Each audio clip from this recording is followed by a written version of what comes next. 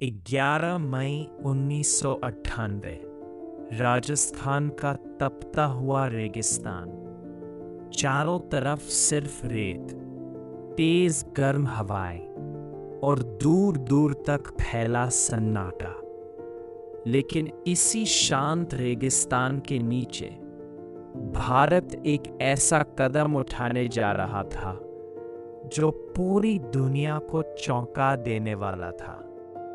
ये कहानी है पोखरण परमाणु परीक्षण की, उस मिशन की जिसने भारत को दुनिया की सबसे शक्तिशाली ताकतों के बीच खड़ा कर दिया।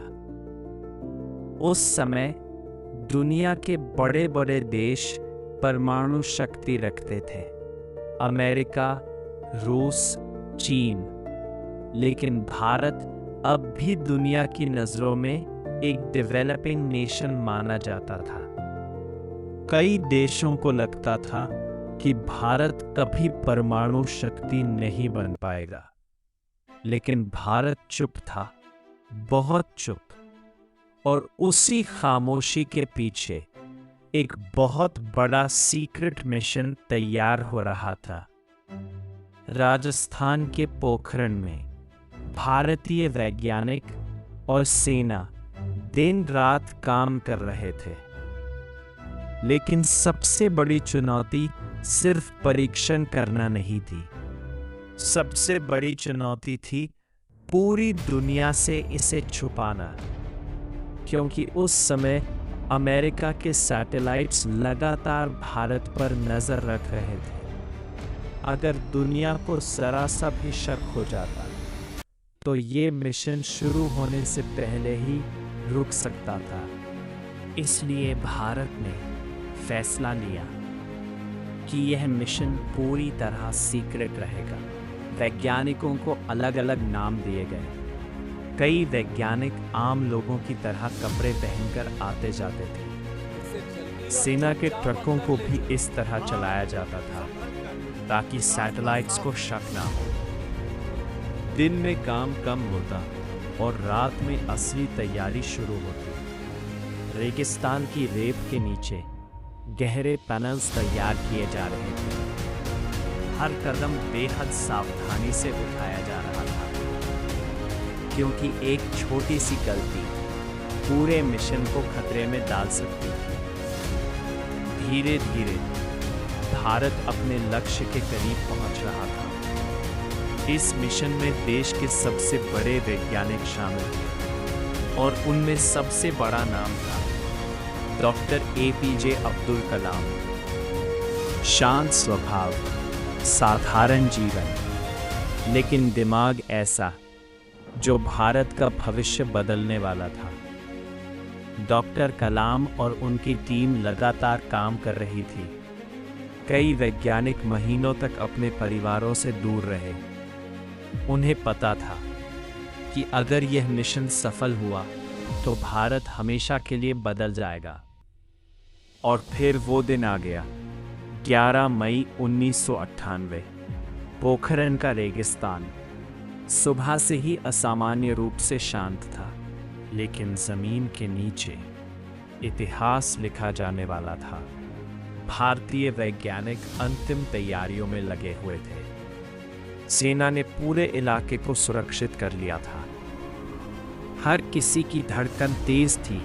हम अपनी तरफ से अब वापस लौटने का कोई रास्ता नहीं था। हमें सिर्फ आपके ऑर्डर का इंतजार है। दोपहर के समय वो बटन दबाया गया। कुछ सेकंड के लिए सब कुछ शांत रहा और अचानक धरती कांप उठी। रेगिस्तान के बीच एक विशाल धमाका हुआ। धूल और आग का विशाल गुबार आसमान में उठने लगा। पूरा पोखरण हिल चुका था। भारत ने सफल परमाणु परीक्षण कर दिया था। यह सिर्फ एक एक्सप्लोजन नहीं था, यह दुनिया को भारत का संदेश था कि अब भारत कमजोर नहीं है। धीरे धीरे इस खबर ने पूरी दुनिया को हिला दिया। अमेरिका शॉक था। कई देशों को यकीन ही नहीं हो रहा था कि भारत ने इतनी सीक्रेसी के साथ ये मिशन पूरा कर लिया। दुनिया के बड़े समाचार चैनल सिर्फ भारत की बात कर रहे थे। हर जगह एक ही सवाल था, भारत ने ये कैसे कर दिखाया। लेकिन भारत के अंदर पूरा माहौल बदल चुका था। लोग खुश थे, गर्व महसूस कर रहे थे, क्योंकि पहली बार भारत ने दुनिया को दिखा दिया था कि वो किसी से कम नहीं है। INA। लेकिन इसके बाद मुश्किलें भी शुरू हुई। कई देशों ने भारत पर सैंक्शंस लगा दिए, आर्थिक दबाव बढ़ने लगा। दुनिया चाहती थी कि भारत पीछे हट जाए, लेकिन भारत नहीं रुका। भारत अपने फैसले पर मजबूती से खड़ा रहा, और यही बात दुनिया को सबसे ज्यादा चौंका रही थी।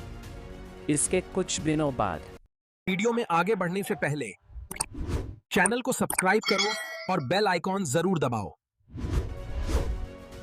ने फिर से एडिशनल टेस्ट्स किए। अब पूरी दुनिया समझ चुकी थी कि भारत ऑफिशियली एक न्यूक्लियर पावर बन चुका है। धीरे धीरे दुनिया का नजरिया बदलने लगा। जो देश भारत को कमजोर समझते थे, अब वही भारत को गंभीरता से लेने लगे। पोखरण सिर्फ एक परमाणु परीक्षण नहीं था, ये भारत के आत्मविश्वास की शुरुआत थी। ये वो पल था जब भारत ने दुनिया से कहा कि हम शांति चाहते हैं, लेकिन अपनी सुरक्षा करना भी जानते हैं। डॉक्टर APJ अब्दुल कलाम और उस मिशन से जुड़े हर वैज्ञानिक ने भारत के इतिहास में अपना नाम हमेशा के लिए दर्ज कर दिया।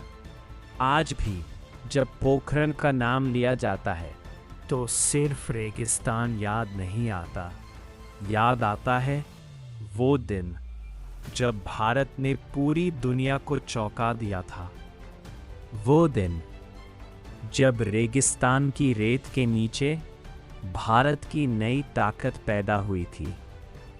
और शायद इसीलिए 11 मई 1998 भारत के इतिहास का वो दिन बन गया, जब पूरी दुनिया ने पहली बार भारत की असली ताकत महसूस की। ऐसी और वीडियोस के लिए चैनल को सब्सक्राइब करना ना भूलें और बेल आइकॉन भी जरूर दबाएं।